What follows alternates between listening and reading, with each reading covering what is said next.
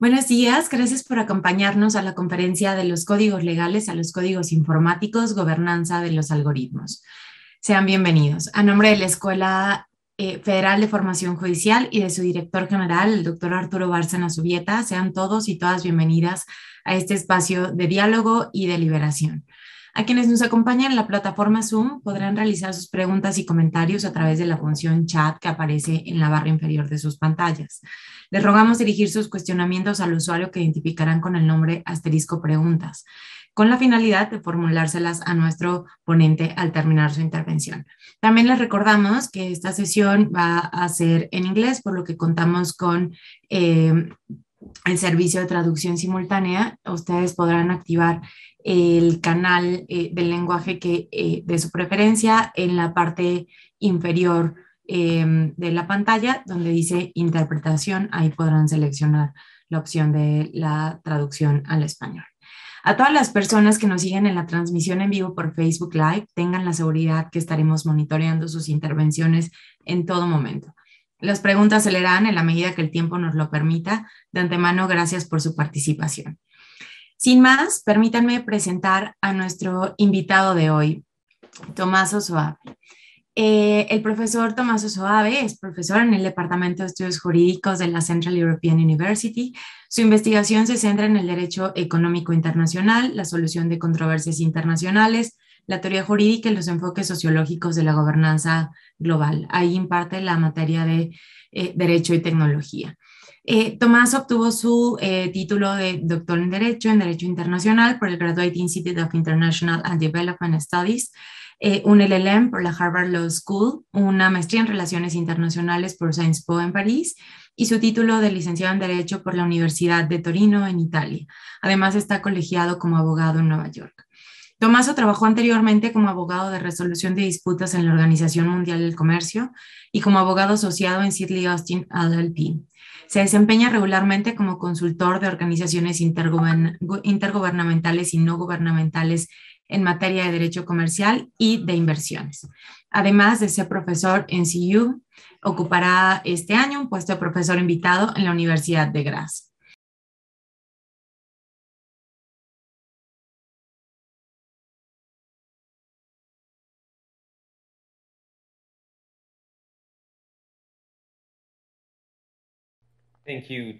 Muchas gracias, Tania, por esta gran presentación y también por la invitación a participar en este ciclo de conferencias. Es un gran privilegio para mí ser parte de este proyecto de la Escuela Federal de Formación Judicial. Estoy muy emocionada de participar en este proyecto. Esta presentación habría sido casi inimaginable hace 15 años. El hecho de que nos estemos reuniendo en una plataforma digital y el hecho de que vivimos en un mundo que está datificado parece natural para nosotros y tendemos a olvidar que las tecnologías que nos permiten hacerlo no son tan antiguas. Olvidamos que la expresión Big Data, que ahora es parte de nosotros, de nuestro mundo, surgió a finales de los 90, principios de los años 2000. Olvidamos que el reconocimiento facial, aquellos que nos permiten conectarnos a nuestros teléfonos inteligentes, empezó esa tecnología a aparecer en la década de los 2000 y sin embargo el mundo y sobre todo el mundo de los datos ha cambiado mucho en todo este tiempo que creo que merece la conversación del día de hoy.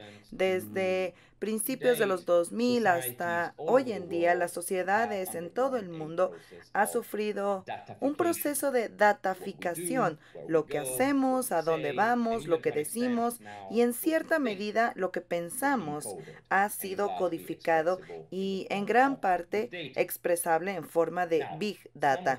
Ahora, algunos de ustedes ya podrían detenerse y decir, "Hmm, en realidad las sociedades humanas y los abogados han recopilado información por mucho tiempo. No hay nada nuevo en el mundo que vivimos hoy en día, es una continuación.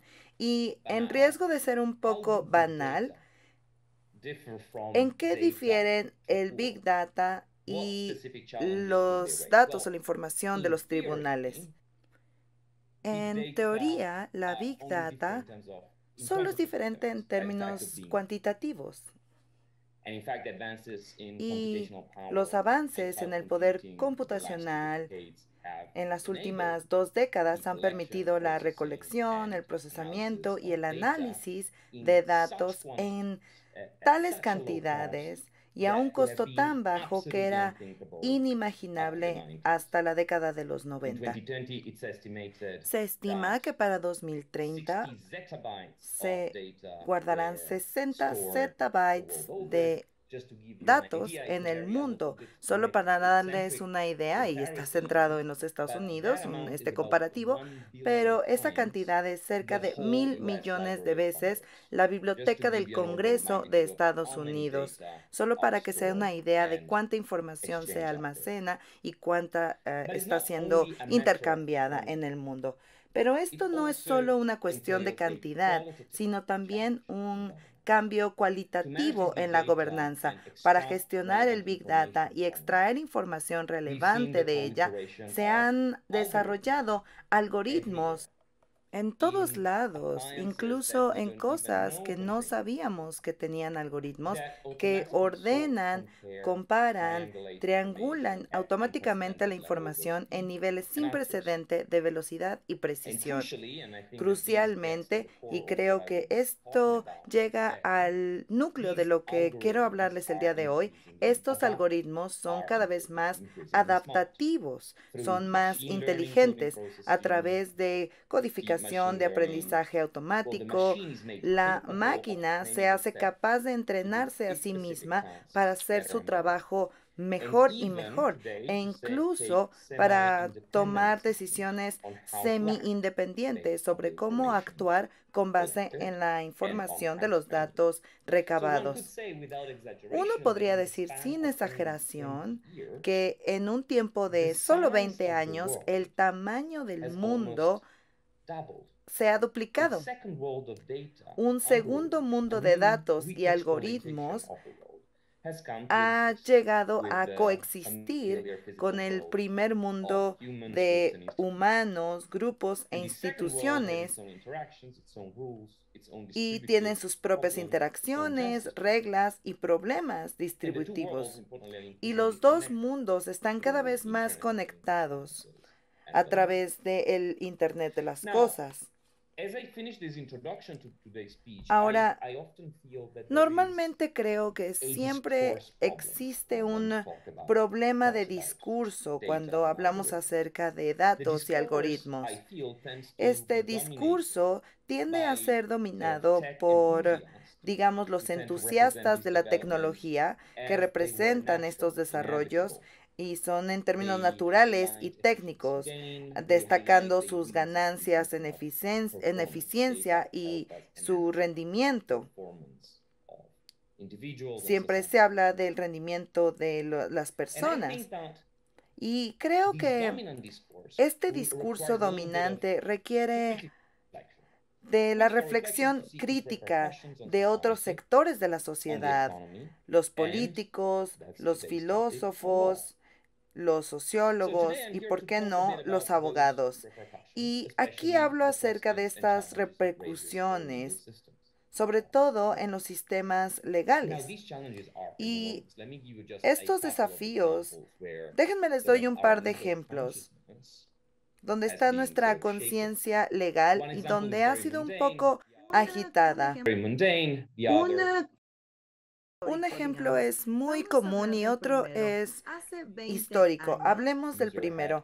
Hace 20 años, si hubiera publicado en Internet algún material obsceno o algún material protegido por derechos de autor, la persona ofendida o el propietario de los derechos de autor habría tenido que demandarme ante la corte. Hoy, si subo el mismo material en Facebook o YouTube, el algoritmo de la plataforma ayudado con el reconocimiento de imágenes y o catálogos de derechos de autor, determinará automáticamente en cuestión de segundos si el video es realmente obsceno o infringe los derechos de autor.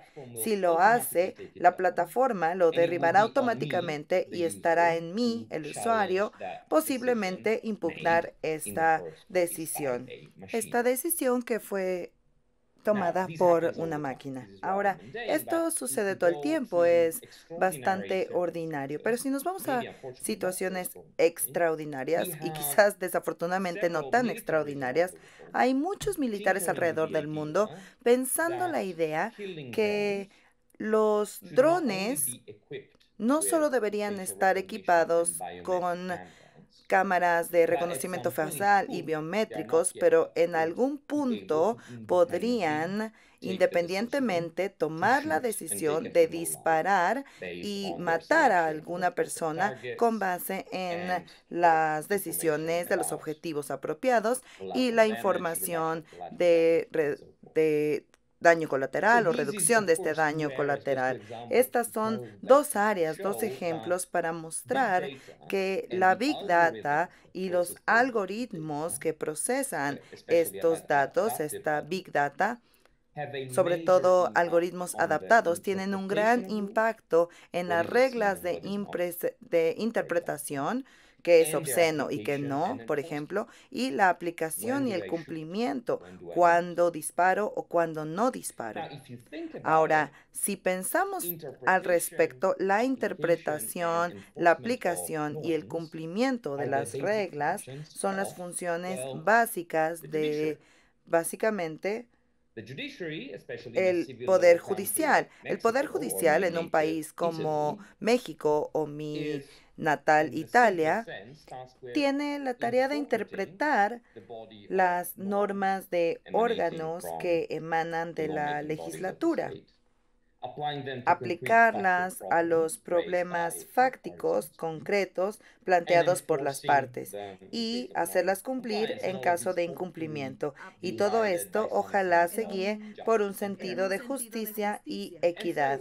Entonces, para los próximos 25 minutos, permítanme enfocarme en cómo el Big Data y los algoritmos impactan el rol de los tribunales y cuáles son las promesas que generan para el Poder Judicial alrededor del mundo. Y déjenme dar estas dos estructuras. Uno, primero vamos a hablar acerca de las reglas de interpretación y número dos, vamos a hablar acerca de la aplicación de estas reglas. Ahora, empezando con la parte de interpretación de las normas. Como muchos de ustedes ya lo saben, los tribunales nacionales y locales están experimentando con bases de datos y adaptando algoritmos para mejorar la eficacia y precisión de los procesos judiciales y el proceso de toma de decisiones. Déjenme, les doy un par de ejemplos. El Tribunal Superior de Derechos Humanos está experimentando para seleccionar una provisión, convención de inteligencia artificial para ver cuáles son la jurisprudencia relevante o quizás la parte de todo el contexto de las decisiones judiciales y no solo para dar decisiones, sino toda la información detrás. Así que los jueces y los magistrados ahora puedan enfocarse en las decisiones duras, si le podemos llamar así, a través de toda esta asistencia o ayuda de esta inteligencia artificial. El problema es que no sabemos completamente hasta qué punto pueden llegar estos proyectos. Hoy en día solo son proyectos, solo son experimentos del uso de estas herramientas. En los Estados Unidos, por ejemplo, los tribunales están haciendo lo mismo, están experimentando y lanzando diferentes proyectos de algoritmos que están lidiando con inteligencia artificial. Y eso se junta con el sector privado, como Microsoft, por ejemplo, que tiene las herramientas, la tecnología, el know-how para poder asistir a estas instituciones judiciales y poder expandir esa capacidad. En México, también, y ustedes lo conocen mejor que yo, pero el sistema judicial de México está experimentando con plataformas de análisis de litigación automática que puede revisar las audiencias o las apelaciones y de acuerdo con mi información en las cárceles hay herramientas de inteligencia artificial para la clasificación de procesos. Por ejemplo, para saber cuándo el demandado tiene un riesgo de escapar o de repetir el crimen con base en los registros o los registros, la información disponible de los tribunales. Así es que los algoritmos de inteligencia artificial están infiltrándose al mundo de los tribunales y por supuesto esto tiene un impacto excelente de forma potencial. La posibilidad es simplificar y organizar la información con una reducción de la complejidad de las tareas, que son muchas tareas que sabemos que los jueces y magistrados lidian todos los días a través de las funciones tradicionales judiciales y también para poder simplificar el trabajo de los tribunales como tal, todo lo que son los registros, las bitácoras, que sabemos que existen muchas decisiones que se toman al respecto. Así que existen también desventajas y ventajas, ventajas en términos de precisión. Digamos, cuando estamos escuchando un testimonio, puedes escribirlo a través de un reconocimiento facial y a través de biométricos, sistemas biométricos, que puede localizar y que tiene una precisión mejor que el ojo humano. Hoy en día se tiene estas herramientas que nos ayuda a llegar a una precisión de hasta el 99.9%. Suena como una película de ciencia ficción, pero por supuesto también existen muchos problemas normativos que surgen. El desempeño del tribunal no es el ideal. Muchos podían hacer las preguntas de los problemas éticos, de hasta qué punto podemos confiarnos en estas máquinas. Hablamos acerca de las leyes de robótica, la coexistencia entre los humanos y las máquinas, etcétera. Pero yo creo que hay temas legales mucho más específicos en el sentido propio de los temas legales que necesitan conversarse. Para poder usar los algoritmos en los grupos de toma de decisiones en el ambiente legal, ¿cuáles son el tipo de interpretaciones judiciales que estamos promoviendo? ¿Cuál es el tipo de interpretación judicial que está llevando a cabo la máquina? ¿Y cuáles son los tipos que se tienden a suprimir? Y otra pregunta que es muy relacionada a la primera es, ¿cómo es que el mundo del algoritmo en la toma de decisiones judicial va a impactar el rol de los abogados humanos en este proceso? ¿Cuáles son los actores que van a terminar siendo empoderados por la incorporación de los algoritmos en los tribunales? ¿Cuáles son los actores que se van a debilitar en este contexto? Y estas son preguntas que son complejas, un poco, tenemos que lidiar con las implicaciones teóricas que esto tiene que ver. Tenemos que saber cuál es el tipo de interpretación que va a llevar a cabo las máquinas. Y yo podría decir que el surgimiento de las máquinas y la interpretación crea muchos problemas de la ingeniería de conocimiento, las estipulaciones de relevancia e irrelevancia de qué cuenta y qué no cuenta puede ser incorporada en una máquina. Así que, por ejemplo, imaginemos, y creo que nos estamos yendo hacia dirección, donde los casos sencillos, casos que quizás son muy parecidos a casos que ya se tomaron las decisiones, podrían irse a la parte de las máquinas y aquellos que son controversiales, que son difíciles, esos los procesarían los humanos. Esto sonaría bastante bien, ¿cierto? Para que así los humanos solo tendrían que lidiar con los casos más difíciles y que las máquinas hicieran lo demás. Pero,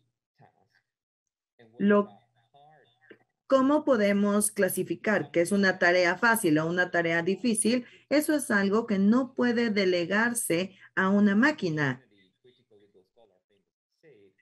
Duncan Kennedy decía que si un caso es fácil, es solo para aquellos que están de acuerdo con la solución más sencilla, aquellos que fácilmente van a referir el caso a una línea familiar de jurisprudencia. Y un caso fácil realmente es difícil para aquellos que no están de acuerdo con la regla, que no están de acuerdo con la interpretación dominante y que les gustaría cambiar esta interpretación por un razonamiento legal.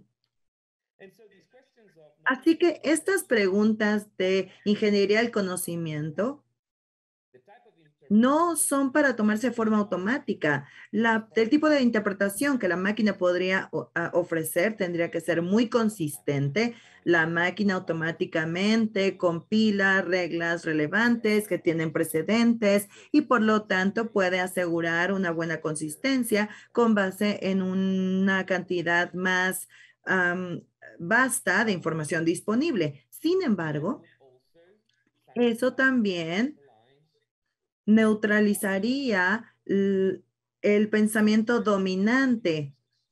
¿Cuáles son los reflejos? No existe la ingeniería en este conocimiento que está integrada a la máquina y que pueda ser perpetuada por el machine learning. Así que, por ejemplo, sí, tenemos muchos casos de propiedad privada, diciendo que la propiedad privada es prácticamente ilimitada y esa es la forma dominante de pensamiento y la máquina va a estar automáticamente adquiriendo este precedente. Pero supongamos que un abogado hasta cierto punto quiere presionar que haya una nueva interpretación, que la protección, que la propiedad privada está limitada al uso social, para el dueño, tiene que ser para el bien común, etcétera. Este abogado va a tener más dificultad en tratar de querer presionar su interpretación hacia el mundo y es difícil cuando una máquina está reforzando este conocimiento o esta interpretación dominante. Así que para concluir sobre esta pregunta de cuál es el tipo de interpretación en el que la máquina va a promover o perpetuar, yo podría decir que la interpretación mecanística que puede proporcionar la máquina funciona, pero solo si vemos la interpretación legal como un ejercicio científico que se hace con un rigor correcto, con el conocimiento legal apropiado, que nos va a llevar a un resultado correcto. Muchos de nosotros podríamos pensar que está bien, la interpretación de la máquina funciona menos si pensamos que la interpretación es un acto de fusionar las normas con instintos morales, con preferencias de política, si pensamos en la interpretación como el punto en el que se juntan todos los análisis para una elección. dependiendo de cuál es el tipo de interpretación, vamos a estar a favor o no tan a favor de incorporar las máquinas en el mundo de los tribunales. Y esto también nos lleva a atender la segunda pregunta que yo mencionaba sobre las consecuencias de distribución para los abogados, los jueces y los asistentes judiciales cuando hablamos de los algoritmos dentro de un tribunal. Digamos, los abogados del demandado se va a beneficiar teniendo más información de forma más rápida. Ahora tienes softwares que pueden calcular las probabilidades de éxito de ganar o no un caso con base en los registros históricos de del tribunal de referencia u otros tribunales. Así que toda esta información va a estar disponible de forma más sencilla para los abogados, pero quizás estos abogados van a batallar más en tratar de hablar de las interpretaciones legales que van en contra de lo que ya ha estado establecido, esta jurisprudencia establecida, porque esta jurisprudencia simplemente se estaría reforzando por este algoritmo de las máquinas. Y la historia nos dice que los argumentos que expresan los partidos, las partes, perdón, es la primer catalizador de la jurisprudencia. Los jueces responden a los argumentos o a los alegatos que nos dicen los abogados. Entonces, estamos hablando de predisposiciones, de normas que podría ser lo primero que cause una presión para cambiar esta jurisprudencia. Y esto se podría volver un poco más difícil una vez que las máquinas complementen estas funciones legales. Los jueces, por supuesto, tendrían que decidir caso por caso cuáles son las tareas que van a delegar a los algoritmos y cuáles son las tareas que llevarán ellos a cabo.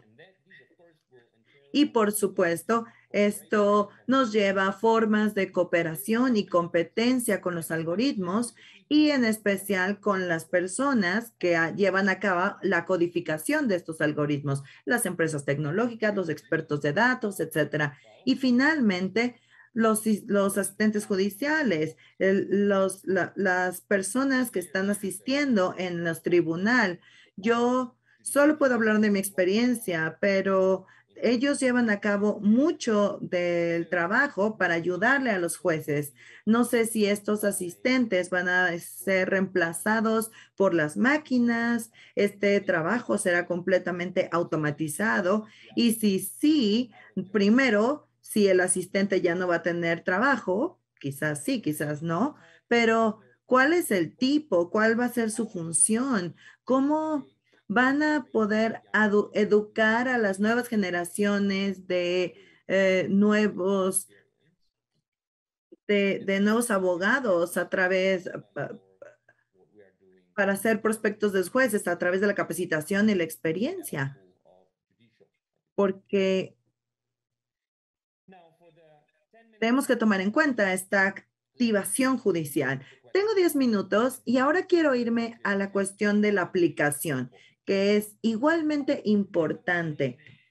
Como lo decía yo anteriormente en mi ejemplo acerca de mi algoritmo de lo que se baja en YouTube, la aplicación de ley está siendo descentralizada. Los tiempos de aplicación en la era digital va más allá de los mecanismos tradicionales de, digamos, ejecución de contratos, sentencias, etcétera. Hoy en día, de hecho, podemos ver que en 2006 se llevó mucha aplicación de ley a través de los códigos en 2006. Así que si alguien estuviera involucrado en un contenido ofensivo, este contenido que se baja me puede llevar incluso a ser expulsado de la red social, como lo que pasó con Donald Trump, pero eso es mucho más efectivo y mucho más rápido que simplemente estar demandando. Si tratamos de acceder a material pornográfico en la Internet, nos resulta mucho más sencillo que el sitio web nos pida el número de seguridad social que voy a tener a partir de los 18 años, que para que la policía me encuentre en infraganti entrando en un sitio como menor de edad. Pero esto no está limitado a la Internet. Si no pago, por ejemplo, mi auto que compré a través de un contrato inteligente con blockchain, un pequeño código o un error en el código automáticamente desactivaría la llave de mi auto y evitaría que maneje el auto si no completo el pago. Así es que el Internet de las Cosas también permite este tipo de, em, digamos, enforzamiento de la ley a través de un contrato. Y esto quiere decir que las cortes están perdiendo el monopolio que una vez tuvieron, para asegurar la aplicación de las reglas. De nuevo, esta es otra instancia en la que la corte, el área judicial, tiene que cooperar y tal vez incluso competir con otros actores, con algoritmos automáticos que se encargan de aplicar las leyes, las normas. Pero también hemos visto que, por ejemplo, en el caso de Facebook, se llevan a cabo cuasi cortes digitales, como cortes o como entidades supremas de apelación. De hecho, esto es un poco difícil para las cortes, si es que ellas deben tener su rol crucial en la sociedad.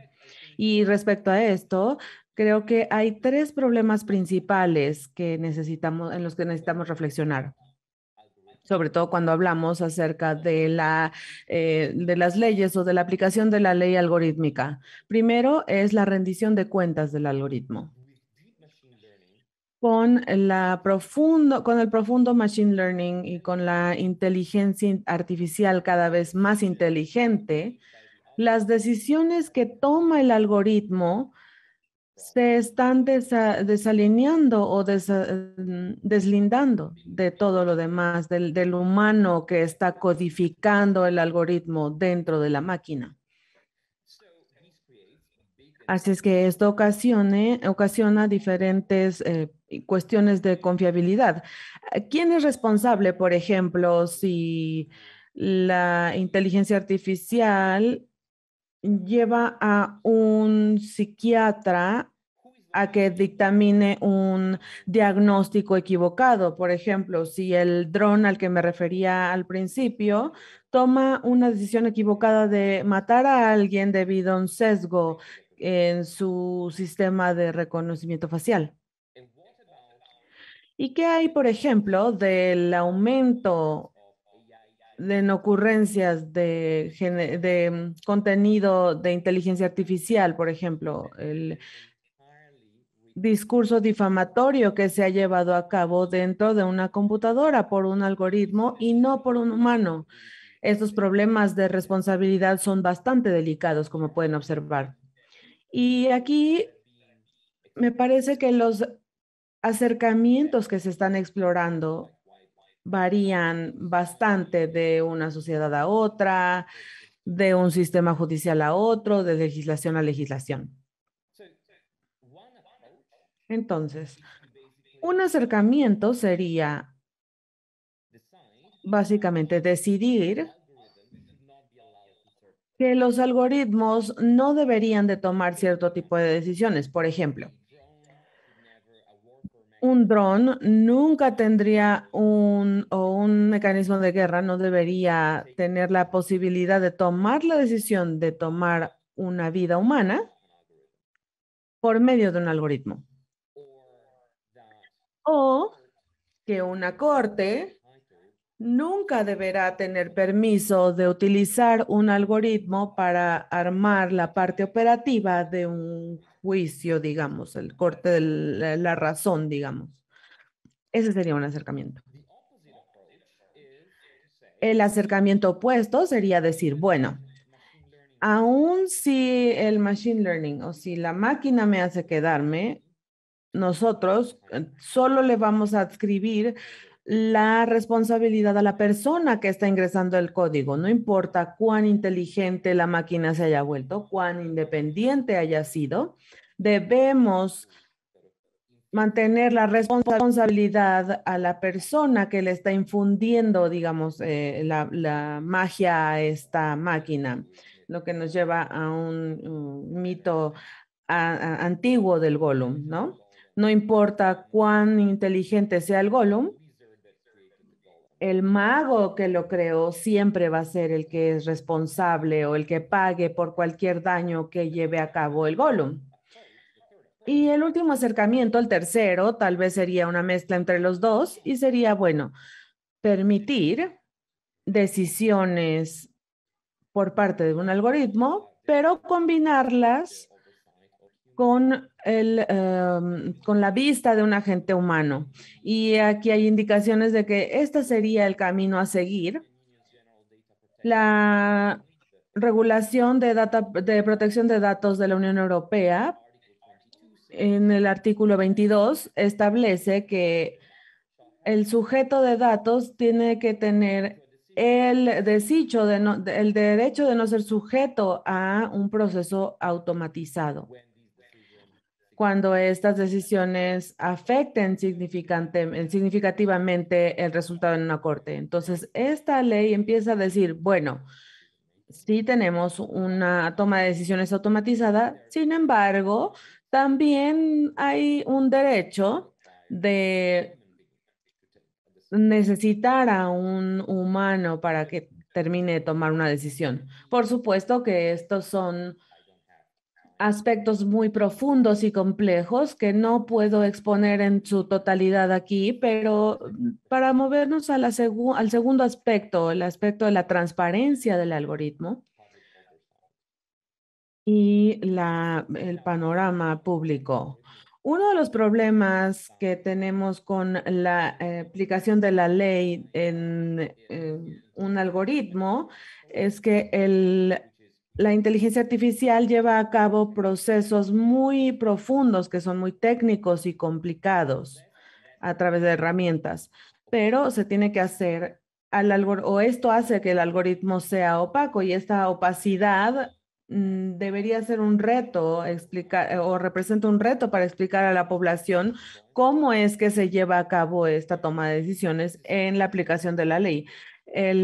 Por ejemplo, lo que se usó con Facebook o con los sistemas de YouTube, por ejemplo, no sabemos cómo es que el algoritmo selecciona este tipo de palabras del algoritmo. Por ejemplo, un ejemplo mejor sería la crítica a la obscenidad en redes sociales. Yo, por ejemplo, en algún momento publiqué la imagen de una estatua desnuda, una estatua griega, por supuesto que sin la intención de ofender absolutamente a nadie. Y me tiraron una cuenta en Facebook porque tomaron esta imagen como obscena. Entonces necesitamos apelar a la decisión de Facebook ante los humanos que lo llevan a cabo. Por supuesto, pueden imaginar que en ese caso fue un error del algoritmo, pero sigue siendo posible publicar este tipo de imágenes en Facebook. Y luego, esto nos lleva a una pregunta: ¿cómo pasa el algoritmo en una corte, en estas decisiones que llevan un momento, ¿cierto? ¿Qué tanto sabe la audiencia de esto? ¿Cuánta información se tiene? Entonces, esta es una pregunta difícil para las cortes. Las cortes deben, primero, cuando ellos mismos utilicen los algoritmos para llevar a cabo o tomar decisiones, deben hacer público el funcionamiento de estos algoritmos y cómo es que se forman. Pero luego la pregunta capciosa o la pregunta difícil sería, ¿cómo es que funciona para las plataformas del Internet o las compañías de Big Data? ¿Cómo funciona con sus propias empresas? Eso lleva a cabo el de facto, la aplicación de la ley de facto, por ejemplo, con el ejemplo de Facebook y YouTube. ¿Cómo es que despliegan estas funcionalidades del algoritmo? Y esto nos lleva a muchos problemas. El algoritmo puede ser el activo más importante para las compañías tecnológicas. Es el valor más importante que tienen, el secreto profesional más importante. Y no están obligadas a publicar esta información o hacerla pública, a menos de que una corte se los requiera. Las compañías podrían estar retirándose, por ejemplo, de la innovación en este tipo de algoritmos, en los análisis de datos, etcétera. Lo que, por supuesto, nos lleva a la pregunta máxima de si los algoritmos deben ser un activo económico que sea propiedad de alguien o si se puede tomar como un bien público. Esto va bastante lejos, entonces no vayamos ahí. Ahora, para el minuto que me resta, ya he hablado por demasiado tiempo para concluir. Solo les acabo de dar un panorama general de algunas de las preguntas legales que surgen para el sistema judicial, pero también para los abogados, cuando empezamos a dar gobernanza legal y mezclarlo con los algoritmos. Ahora, esto podría sonar preocupante para algunos de ustedes. Podría sentirse fuera de lugar. Yo me siento fuera de lugar algunas veces cuando me preguntan acerca de estos desarrollos súper rápidos.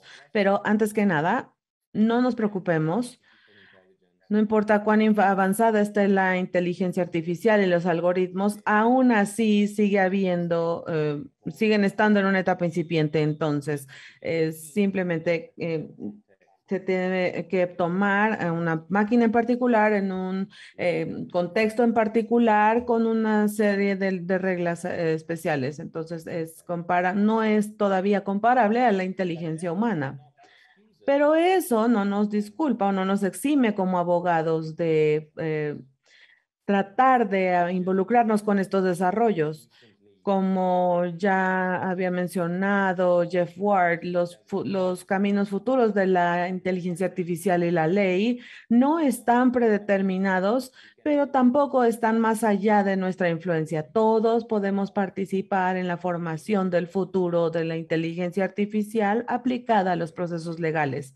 O poniéndolo en términos más llanos, decir, el código nunca se encuentra, solo se fabrica y solo lo fabricamos nosotros. Muchas gracias por su atención y estoy ya ansioso de ver sus preguntas. Muchas gracias, profesor, por una charla sin duda que nos deja con muchas reflexiones y por lo mismo recibimos diversas preguntas. Lo primero quizá, o la primera pregunta quizá nos ayudaría un poco como a sintetizar estas tres posturas que nos contaba. Y la pregunta es específicamente, ¿con los algoritmos en algún futuro o en los algoritmos en algún futuro podrían contribuir a la impartición de justicia pronta y expedita? Y si eso puede incluso reducir los costos asociados a la impartición de justicia.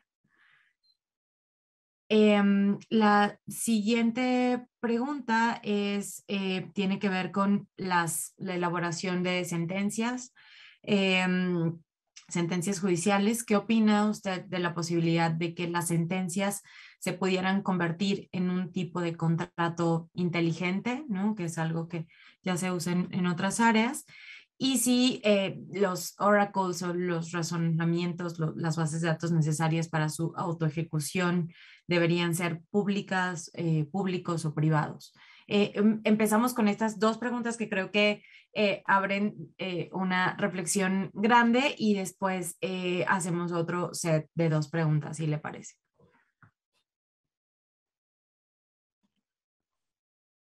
Thank you. Very, very important. Muchas gracias. Son preguntas bastante importantes. La primera, ¿puede un algoritmo hacer que la justicia sea más eficiente y expedita?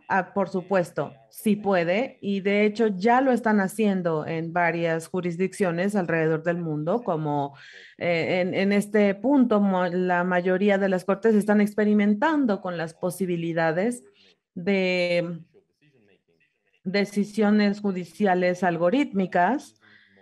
Están utilizándolas básicamente para compilar información en este punto. Creo que no se ha permitido que una máquina llegue a una decisión en una corte hasta ahora, pero puede que ustedes tengan mayor información que yo.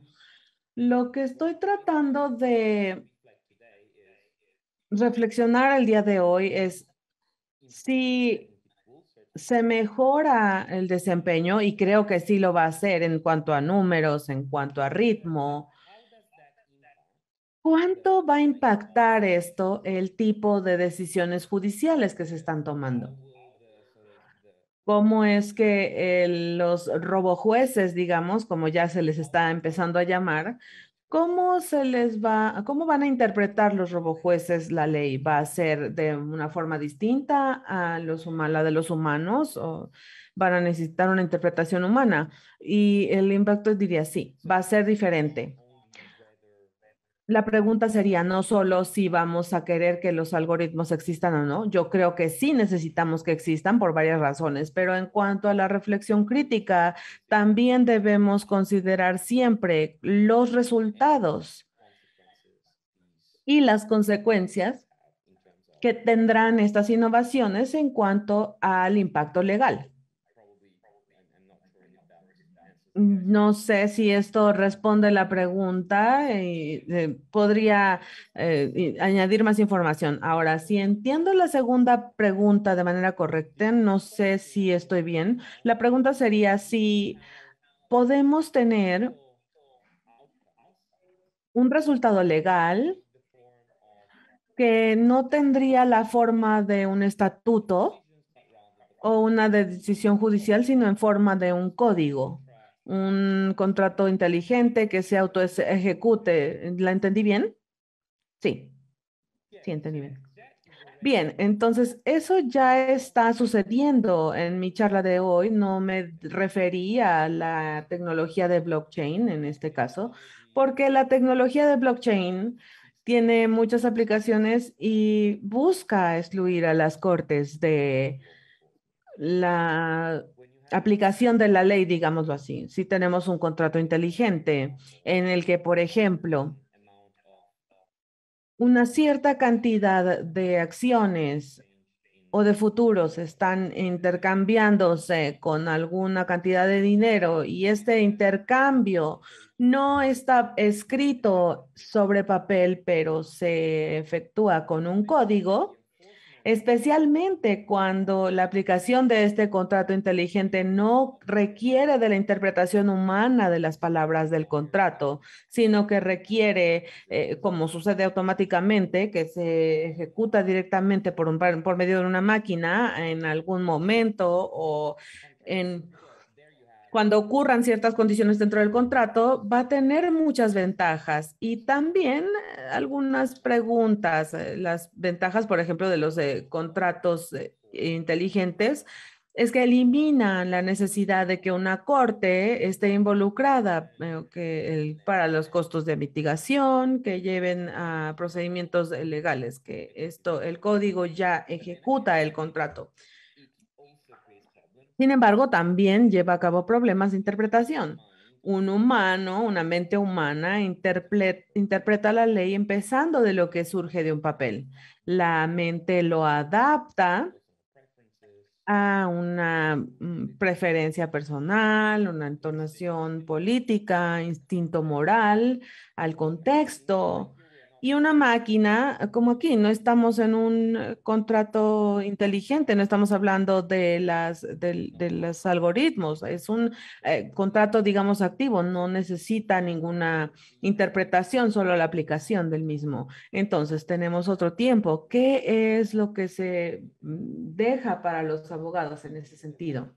Bueno, yo creo que el papel de los abogados es primero en la etapa del contrato, las partes que llevan a cabo el contrato, lo que no está todavía en la computadora, tal vez necesiten el consejo de un abogado para que vean cómo va a suceder. Entonces, los abogados no van a desaparecer, pero también ellos pueden entrar en el mundo en el que los contratos inteligentes, por ejemplo, se lleven a cabo a través de políticas públicas o que creen problemas tributarios, por ejemplo. Entonces tienen la tarea, la difícil tarea de actuar como un puente entre los contratos inteligentes y el sistema judicial tradicional, digamos, o antiguo. Las siguientes preguntas están relacionadas no tanto con las personas que litigan los casos, con los litigantes, con los abogados, sino con el personal que imparte justicia o con el personal jurisdiccional. La primera pregunta tiene que ver justo con si los algoritmos estarían supliendo las funciones de las personas encargadas de impartir justicia, o más bien se pretende que estas personas continúen con un control y los algoritmos sean solo un método de apoyo para lograr celeridad y eficiencia en algunos casos, como ya lo explicaba. Y otra que tiene que ver justo con la implementación ya del uso quizá de algoritmos, ¿no? Si el personal de impartición de justicia está capacitado o de qué manera tendría que capacitar para usar o incluso para interpretar o convivir con los algoritmos en su ámbito laboral. Ya de manera más aterrizada, justo nos preguntan si hay algún ejemplo concreto actualmente en el cual ya se esté implementando el uso de algoritmos en la impartición de justicia, ya sea en México o en algún otro país, en algún otro tribunal. Para cerrar esta ronda y después tener una última ronda, nos preguntan sobre dos casos específicos. Nos dicen que qué opinión le generan los casos de Tai y Norman, en donde se detonaron sesgos en los algoritmos, digamos, no fueron programados para tener comportamientos xenófobos, pero desarrollaron ese comportamiento y cómo habría que prever ese tipo de situaciones. Tenemos muchas preguntas. Estoy tratando de agruparlas para tener una siguiente ronda en donde podamos concluir, pero creo que con estas por ahora está perfecto.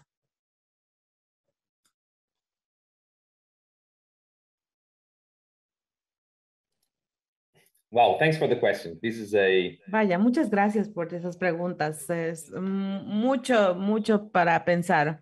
Empezando con el papel de los burócratas judiciales, digamos. Por supuesto, estaba provocando un poquito si se les va a quitar su empleo pronto. No creo que eso suceda. Va a depender bastante de cómo va a transformarse ese papel y esto va a depender mucho de la corte, dependiendo de las funciones específicas de los asistentes judiciales para esa corte y el uso que se le vaya a dar a las decisiones que se tomen por medio de inteligencia artificial. En la corte en la que yo estaba hace años, la asistencia judicial resumía los hechos del caso. Se intentaba conducir un análisis de los argumentos de cada una de las partes, refiriéndose a diferentes jurisprudencias y asistía a los adjudicadores mediante la expresión de panoramas o perspectivas sobre cuáles temas se tenían que tratar. Ahora, no sé, por supuesto, cómo las diferentes cortes de México van a organizar este trabajo, pero si nos vamos con ese ejemplo, podríamos decir que algunas de estas funciones podrían resultar más sencillas o incluso podrían ser suplantadas por medio de un algoritmo, compilando e identificando todos los precedentes que potencialmente se apliquen. Cuando se interpreta el artículo X, por ejemplo, del Código Civil, se puede tener un algoritmo sobre qué tan relevantes se pueden utilizar estas decisiones, así es que no las necesiten hacer ustedes mismos. Sin embargo, hay algunas funciones, digamos, o podrían, o tal vez deberían mantenerse en el dominio de la mente humana. De nuevo, cuando se trata de analizar un problema legal, un asunto legal y de interpretar esta norma legal, no se trata de encontrar una solución científica recta, digamos. Es inevitable, no es un cinismo legal, pero se necesita esta interpretación.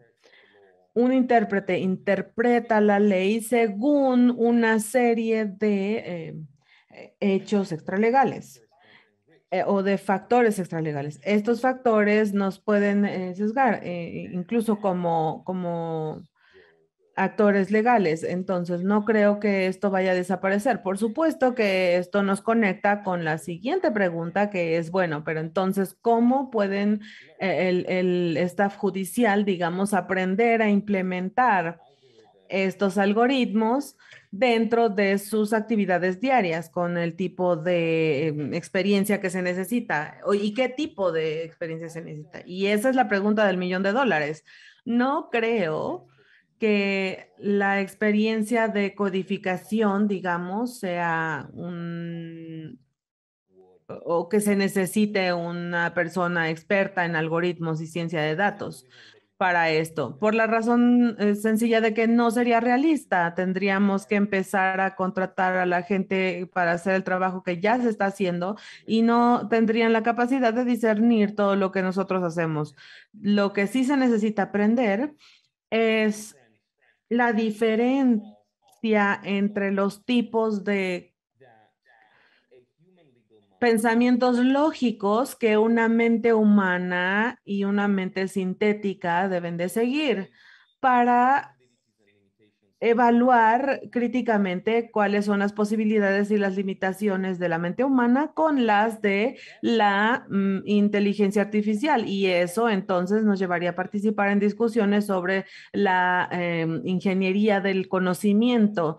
El problema con el algoritmo sería que les puede dar un rango de soluciones muy amplio y flexible, pero solo dentro de los parámetros que se están codificando. Entonces, están codificando estos parámetros, reconociendo qué ideologías, qué preferencias, qué convicciones están involucradas en esos parámetros. Eso sería muy importante para que los abogados humanos ejerciten sus autoanálisis y nos podría llevar a que la práctica legal tenga más autoconocimiento al futuro. Los casos concretos donde los tribunales han estado utilizando algo o tratar de implementar los algoritmos, sí, sí existen diferentes casos de tribunales y diferentes jurisprudencias donde los algoritmos, por lo menos hasta donde yo sé, no toman la decisión final, no es quien decide quién gana o quién pierde, no hablan en nombre de los jueces, pero sí el algoritmo se usa para conjuntar todas las diferentes partes antes de esta parte de la conclusión. Esto sí ya se está dando en diferentes sistemas judiciales.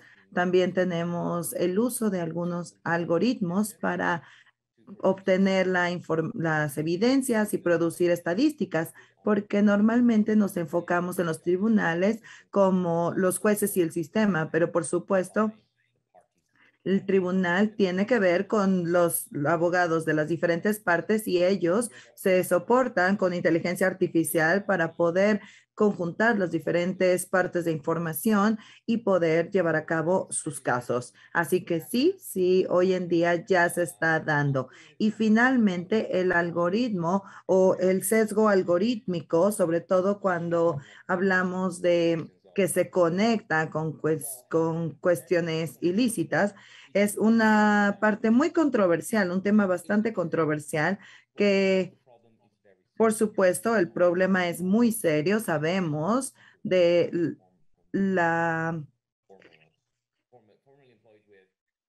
que ha trabajado anteriormente con Google y otras empresas que el reconocimiento facial y los algoritmos biométricos son sesgados, tienden a tener mayor precisión cuando hablamos de hombres blancos que hombres negros o mujeres asiáticas, por ejemplo. Y estos, por supuesto, son uno de esos tipos de sesgos que crean un problema enorme para la justicia, pero después la pregunta es, ¿qué se hace para remediarlo? No creo que la única respuesta sería precisar el algoritmo, porque por supuesto se puede capacitar al algoritmo para mejorar. No es solo un mal funcionamiento del algoritmo. Lo que necesitamos pensar es el sesgo que existe, que es consciente, este sesgo que ocurre y que es consciente de la gente que hace el algoritmo, de los expertos, el conocimiento de esos expertos que traducen el algoritmo. Y esta es una cuestión muy importante porque al final, si los algoritmos solo o no son mágicos, es definitivamente el producto de un diseño humano que van de todo el entendimiento de metodologías estadísticas y la parte de ciencias computacionales, el espíritu humano y la mente humana, definitivamente. Pero creo que ahí se origina el sesgo y es porque tenemos la llegada de los algoritmos, podrían requerir que ese finalmente es el reflejo de las mentes que están detrás de esa máquina.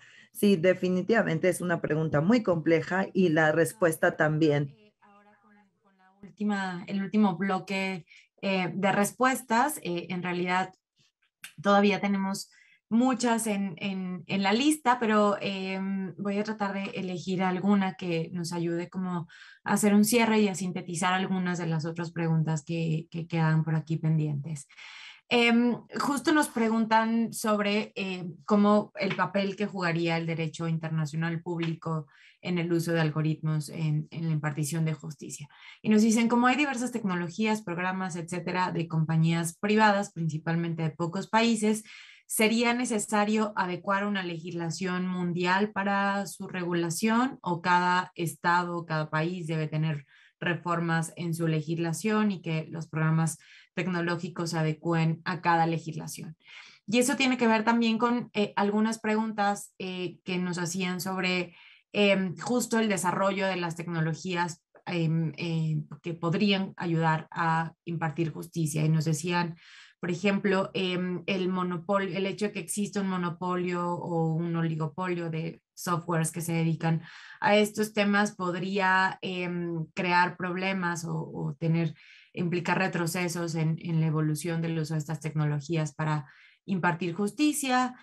Nos dicen cómo podríamos también, si los humanos generan estos códigos, cómo podríamos protegernos a nivel global de la manipulación de estos códigos por terceras partes. Eso, digamos, lo que tiene que ver con la arena internacional. Digamos, hay una última pregunta que también tiene que ver con los bias, con los sesgos que ya mencionaba en el uso de los algoritmos en la emisión de sentencias, cómo limitar el aspecto subjetivo a pesar de que justo los algoritmos construyen información a partir de información preexistente que lleva algún sesgo desde el inicio. Con esas preguntas cerraríamos. Tenemos muchas preguntas. Es un tema que está generando mucha reflexión, pero creo que con esas podemos cerrar en este último bloque. Gracias, profesor.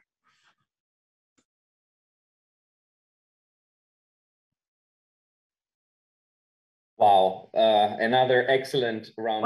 Wow, una excelente ronda de preguntas también fue esta. Déjenme empezar con la primera. Y me duele contestar de esta forma porque por capacitación soy abogado de derecho internacional y yo creo que el derecho público internacional nos da las preguntas que buscamos cuando hablamos del algoritmo, de gobernanza, de regulación de datos. Uno de los aspectos de este fenómeno no es que solo no están siendo regulados a nivel internacional de forma en que se intenta llenar esas brechas que existen en el derecho internacional. Pero cuando hablamos de gobernanza algorítmica, la Big Data, las restricciones principales donde esto se ha estado desarrollado estamos hablando de culturas diferentes, de intereses diferentes y eso se traduce en cuál es el papel que tiene el algoritmo en las sociedades y podemos hablar acerca de la libertad tecnológica que existe en los Estados Unidos contra el autoritarismo chino que vemos.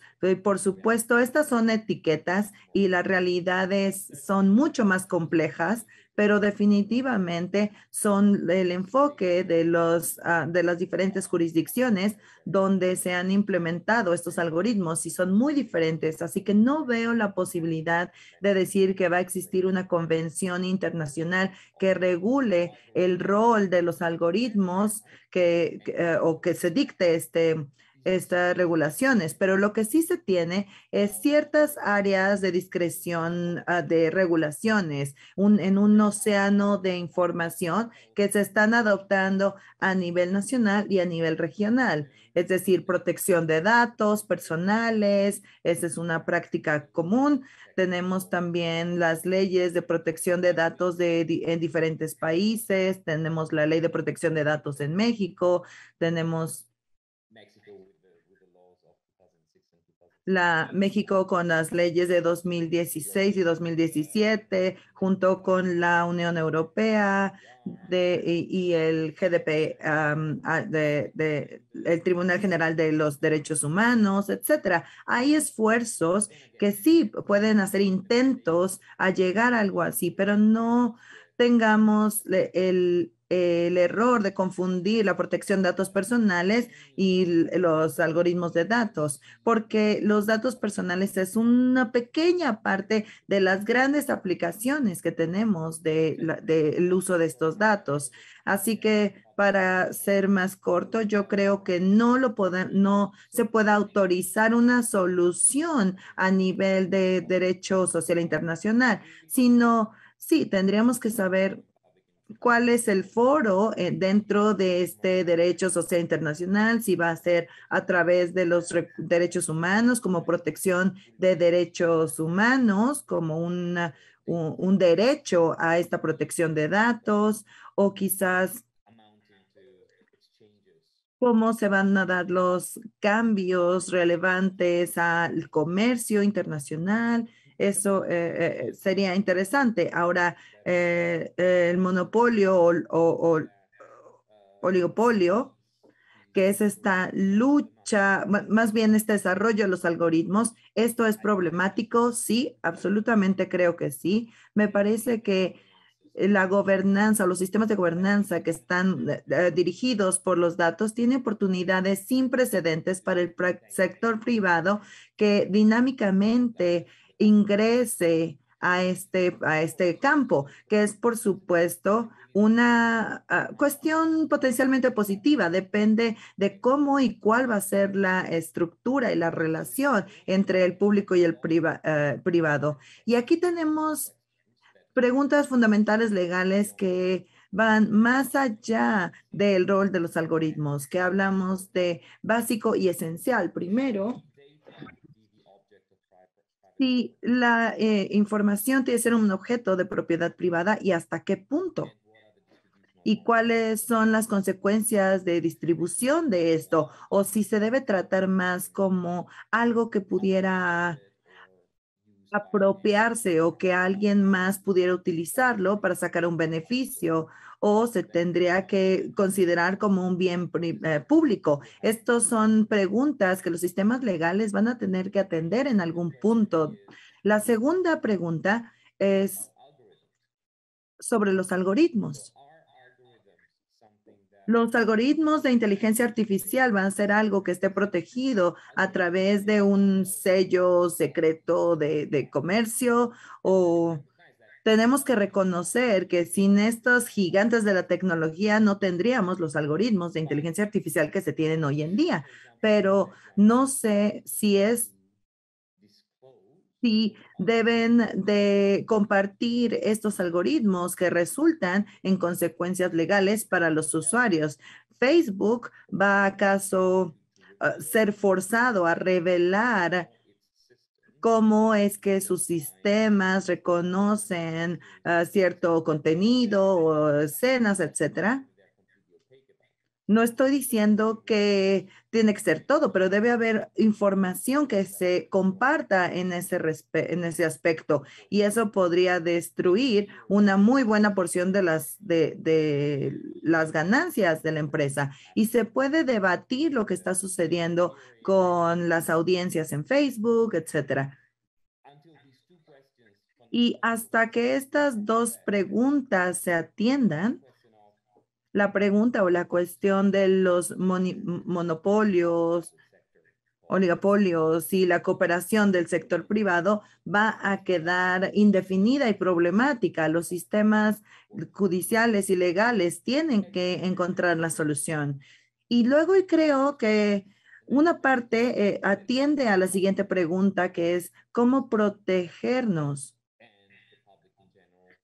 y al público en general de una manipulación potencial. Y esta es una pregunta que siempre le hago a mis estudiantes.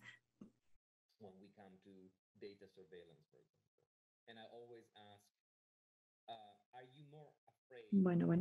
Your personal data about you were last night be known to your government or to Google or a big platform, a big commercial platform? Y las respuestas varían de persona a persona y también se basan en el origen nacional del estudiante, porque hay alumnos o estudiantes que son más escépticos de de las políticas de su gobierno y dirán, ¿saben qué? Yo quiero que Facebook sepa todo de mí, pero no dejen que las agencias gubernamentales sepan en dónde yo estuve la noche anterior. Entonces hay muchos quienes confían sobre el uso que puede darle el gobierno a sus datos. Dicen, bueno, yo prefiero que la policía sepa en dónde estoy que darle toda mi información personal al marketing en Internet o al marketing digital. Solo es una pequeña historia que dice, bueno, ¿cómo puedo proteger? En realidad no podemos dejar que nadie, ningún actor tenga demasiado poder cuando se refiere en lo que se refiere a la recolección, análisis y procesamiento de datos. Las compañías tecnológicas, sin tener ningún tipo de responsabilidad, tienden a priorizar las ganancias, pero también los estados sin esta interacción de actores socioeconómicos pueden estar tentados a usar los datos para efectos menos benignos, digámoslo así. Entonces, de hecho, muchas veces tienen la capacidad adecuada. Así es que creo que la pregunta o la garantía real sería crear una plataforma de gobernanza que se concentre, que no concentre demasiado poder en las manos de un actor de datos y un solo procesador de datos. Final question on strengthening biases. So I don't know if I understood the question correctly, but I would say Entonces, no sé si entendí la pregunta correctamente, pero creo que el problema con los sesgos humanos es que tienden a reproducirse. No es un sesgo de juicio en una sola instancia, un sesgo que se lleva a cabo a través de la interacción y la comunicación. Y todos aquellos que son expertos en las cortes saben que algunas veces se toma una decisión equivocada o una decisión no deseada en algún momento y entonces lentamente ese mismo razonamiento no deseado se multiplica y forma una jurisprudencia que después va a ser más difícil de corregir. Es posible, pero es más difícil y a veces tiene una inercia, adquiere un peso y este machine learning, si lo pones con un sesgo en la máquina, entonces puedes encontrar o exacerbar esta inercia de la máquina como el servicio de la corte que va a tender a razonar con razonamiento entre comillas en diferentes casos, compararlos, tratando de triangular y esto puede crear o perpetuar una línea de pensamiento no razonable. Ese es mi sesgo y ese sería lo último que diría. No se trata de un problema de sesgo en la reconocimiento facial, los géneros o las etnias, sino también la forma en la que pensamos acerca de las categorías legales. Como nosotros como abogados tomamos cosas por hecho en nuestra vida diaria. La ley dice que tenemos que actuar de cierta forma o que tenemos que manejarnos de cierta forma dentro de un tribunal. Y a veces nosotros tratamos de desafiar y tratar de proponer diferentes formas de ver los procesos legales, de nuevas interpretaciones de las normas, cosas que van en contra de la corriente. Ahora, a mí lo que me da miedo es que si nosotros codificamos la máquina, la parte dominante o la forma correcta de hacer las cosas, van a estar reforzadas y se van a y va a volverse más difícil intentar cambiar estas líneas de diferentes pensamientos legales. Y esa es mi más grande preocupación que tengo con los algoritmos. Y quizás no tenga yo la razón, pero solo el tiempo lo dirá. Muchas gracias nuevamente, doctor, por su explicación y su amable atención. A nombre de la Escuela Federal de Formación Judicial y de su titular, doctor Arturo Bárcena Zubieta, agradezco a todas las personas que nos han acompañado.